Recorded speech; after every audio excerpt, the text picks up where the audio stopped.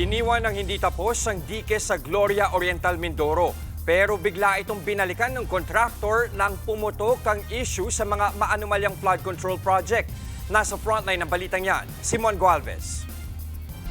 Sa drone video na ito ng News 5, makikita na putol lang diking ito sa barangay Buong Lupa sa Gloria Oriental, Mindoro. Mapansing hindi nalagyan ng dike ang kahabaan ng Balete River. Kaya hanggang ngayon, binabaha pa rin ang lugar.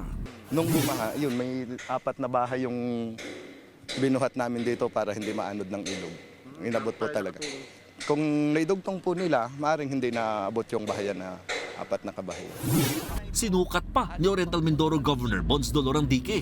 326 meters dapat ang haba ng dike. Pero lumalabas na 186 meters lamang ang natapos. So, may bago na ngayon tayong tawag. Manananggal, di ba? Kalahati, buo, kalahati, nawawala. Sa katinan mo naman, gumawa sa kabilang side hindi. Napansin din ni Governor Dolor na substandard ang proyekto.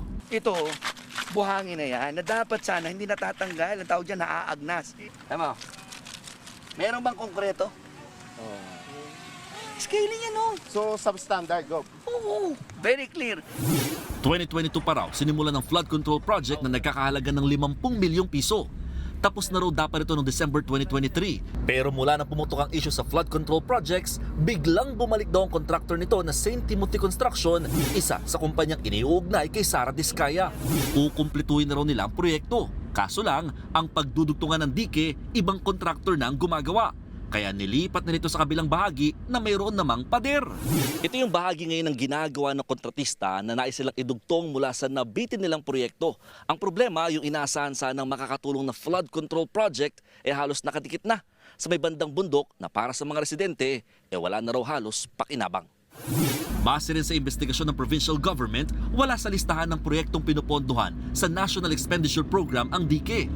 Malinaw raw na isa itong proyekto na galing sa insertion o siningit lang sa budget.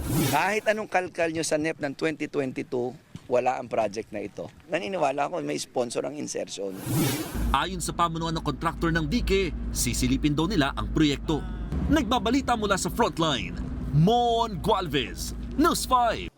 Mga kapatid, Angela Lagunsad Castro po para sa komprehensibo at makabuluhang balitaan at talakayan. Mag-follow at subscribe na sa social media pages ng News 5.